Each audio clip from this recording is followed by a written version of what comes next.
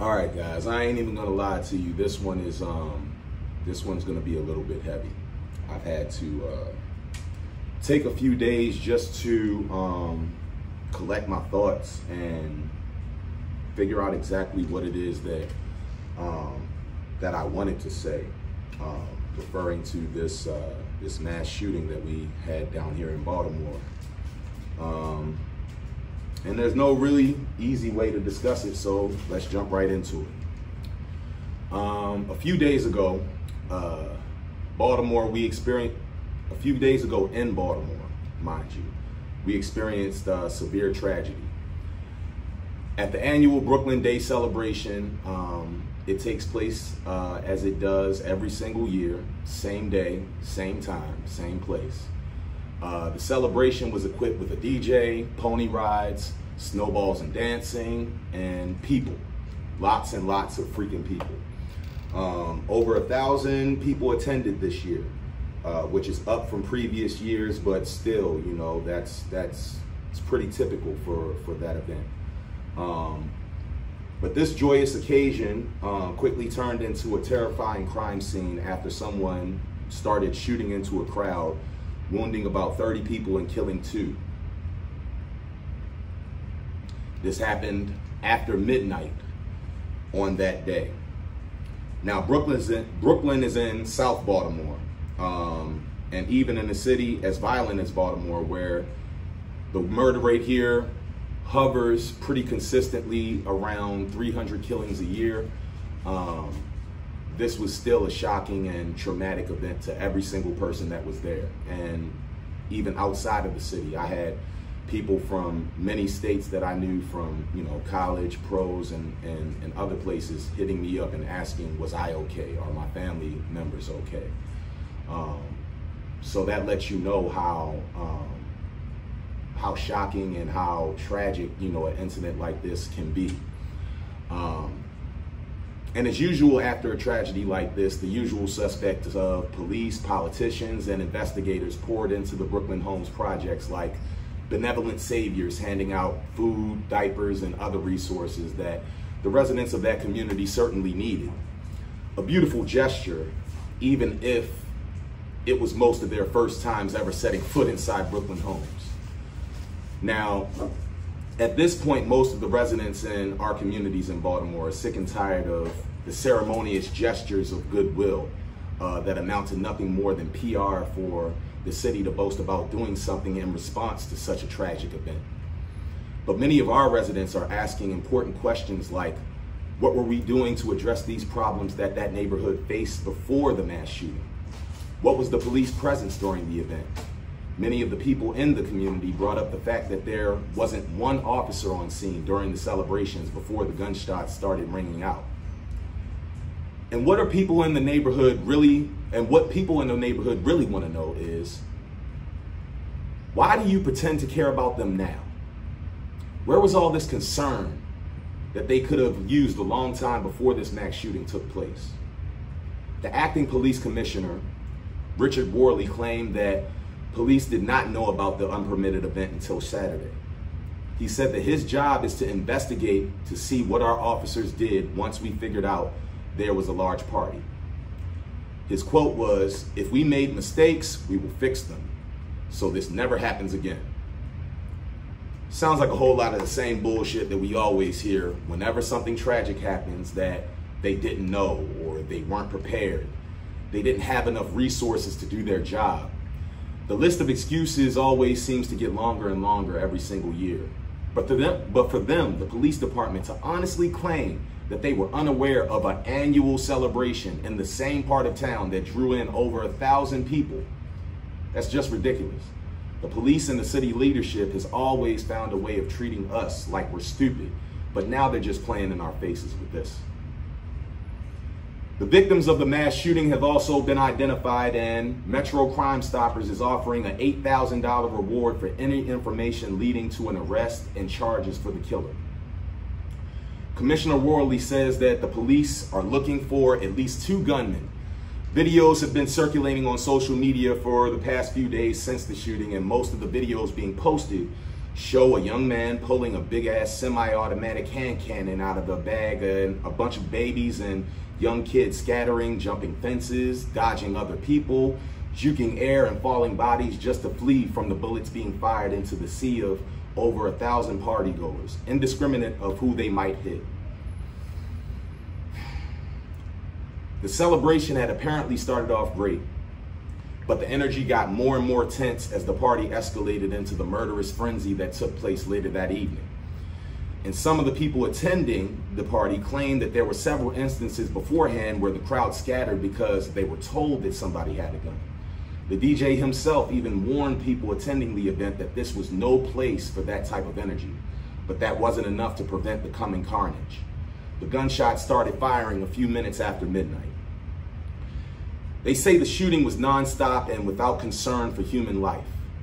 This mass shooting would be considered a once-in-a-lifetime act of terror in just about any other city except for ours.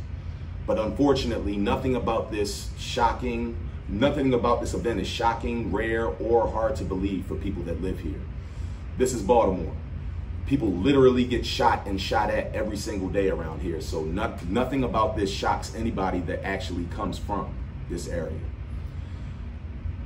What does hurt to realize, though, is 14 of the 30 people that got shot were minors, under the age of 18. And one of the victims that was killed was an 18-year-old woman. The suspect being sought after as the shooter in this incident is a 17-year-old himself, barely old enough to even have hair on his balls yet, but bold enough to shoot up a whole festival.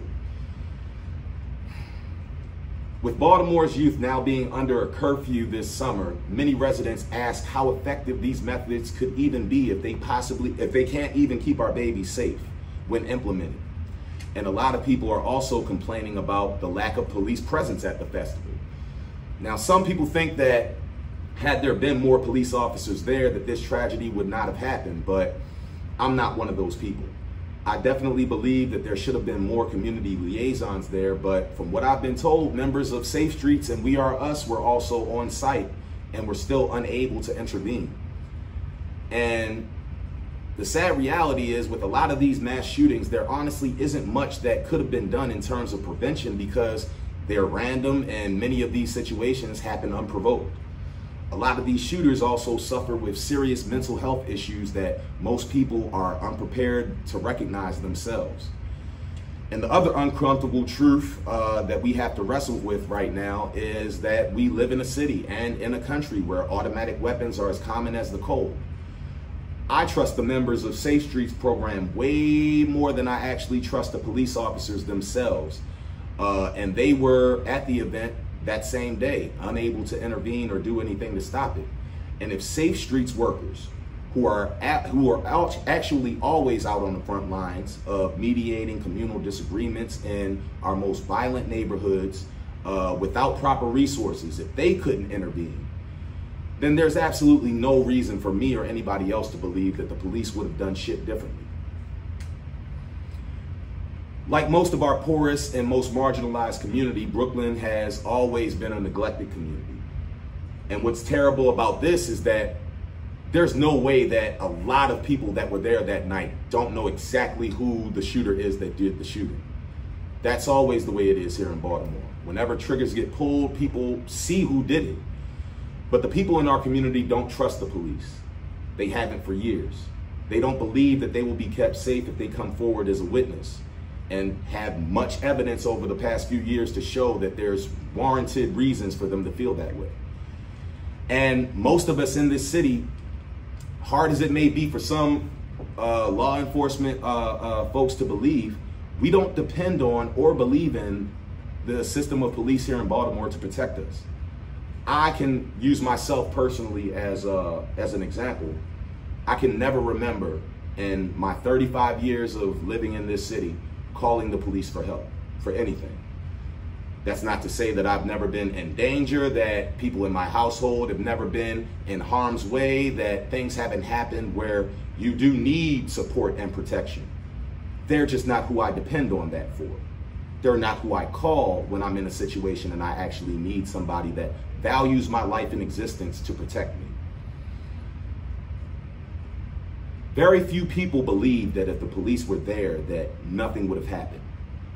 I watch police pretty regularly sit in the middle of open air drug markets all day throughout the city and ignore more crimes and felonies than I could name in one city. I've watched cops look right at niggas overdosing and done absolutely nothing. The people had to depend on folks in the neighborhood who cared to actually administer Narcan shots and things of that nature.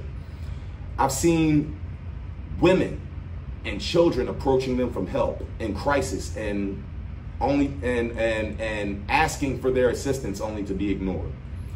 I've seen more than enough incidences to firmly believe that this system of police can't be reformed.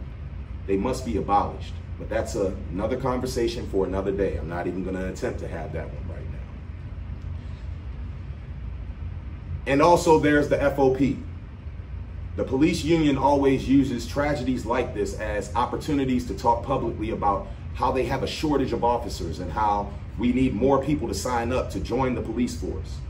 And in my opinion, that's the last thing we need.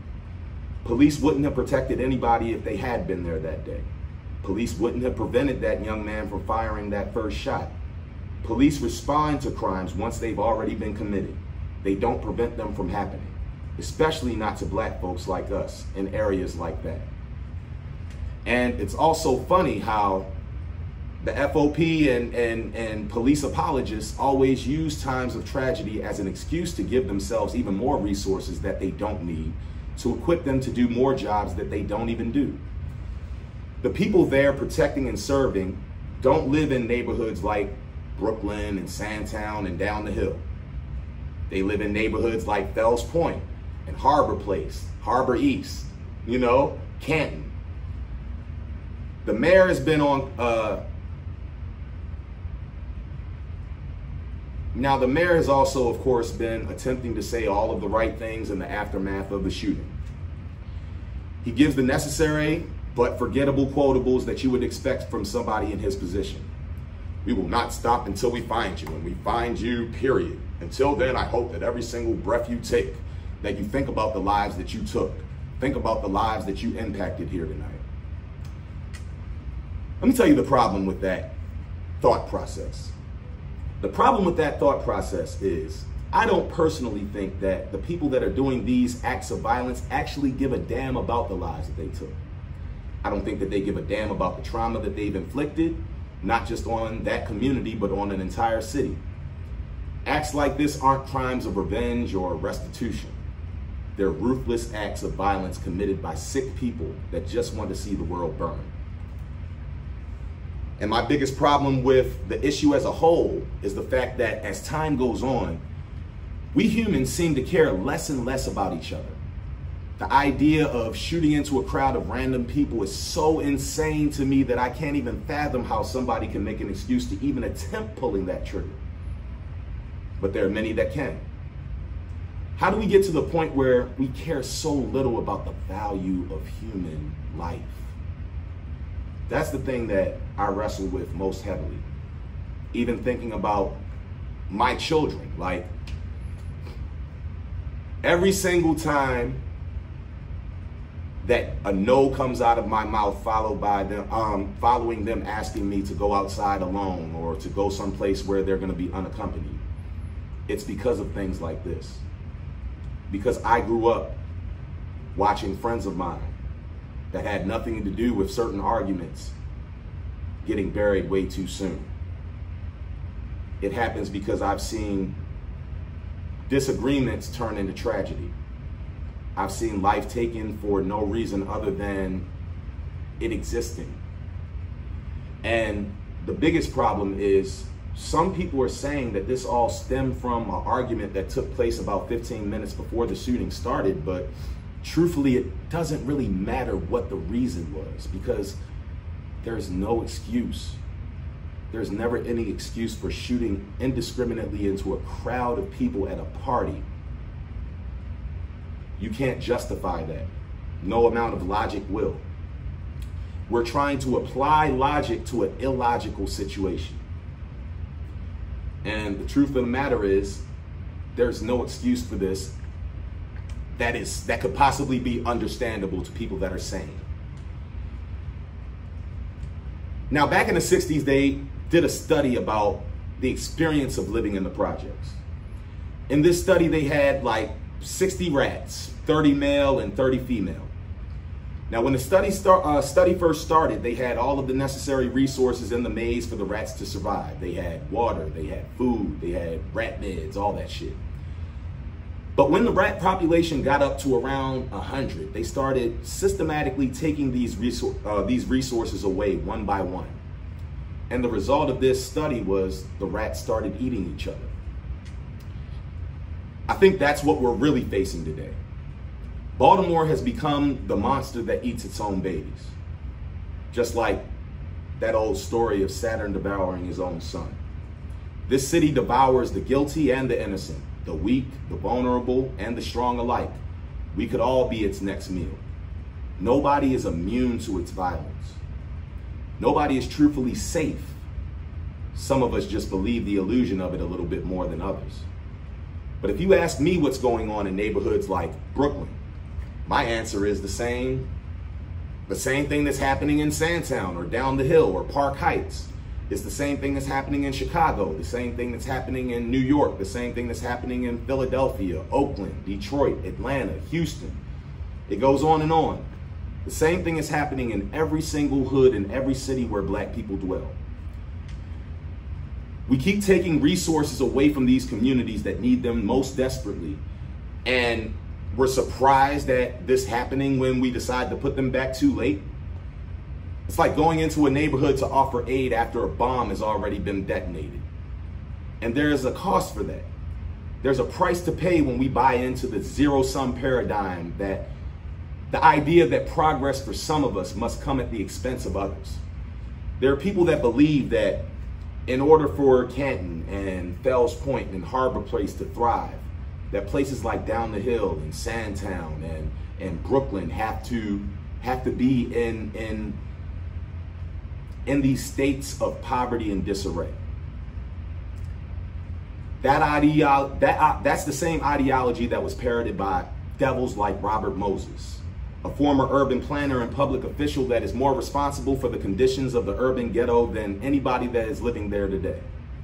He wielded urban planning as a weapon of mass destruction against black communities for his entire career. So much so that we still feel the impact of many of his policy decisions in our communities today. When you see so many black neighborhoods that are chopped up by highways, redlining, and other city projects and initiatives, that's in part all the result of racist devils like Robert Moses. The resources that are being taken away and deprived should have been there before then. The people in these communities, they need jobs, they need opportunity, they need education instead of incarceration. We need to address the illegal war on drugs that is really a war on black and brown communities. That's why Brooklyn is how it is right now. That's why New York and Chicago and Philadelphia look the way that they do right now. If we want to make changes in those communities, we have to change the projects in those communities.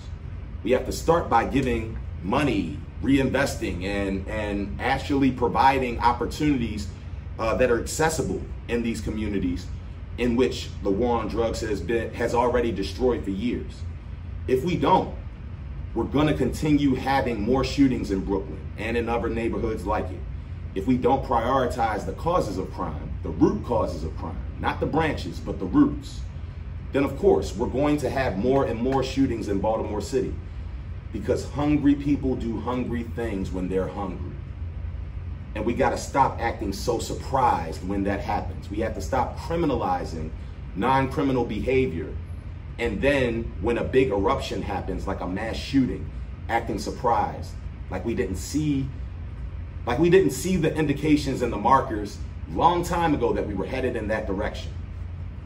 For us to truly address these issues in a real way that will prevent further harm, we need to do things like advocate for universal child care, start paying people a living wage, providing accessible employment, having stable and affordable housing, transportation, and equitable education opportunities for all communities in Baltimore, and not just a privileged few. This would contribute quite drastically towards transforming the health and the safety of our communities for the better. But unfortunately, whenever we start having that conversation, somehow that's a bridge too far.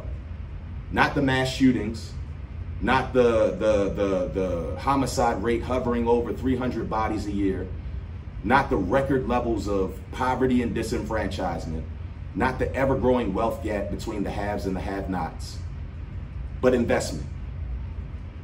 That's too much of a problem.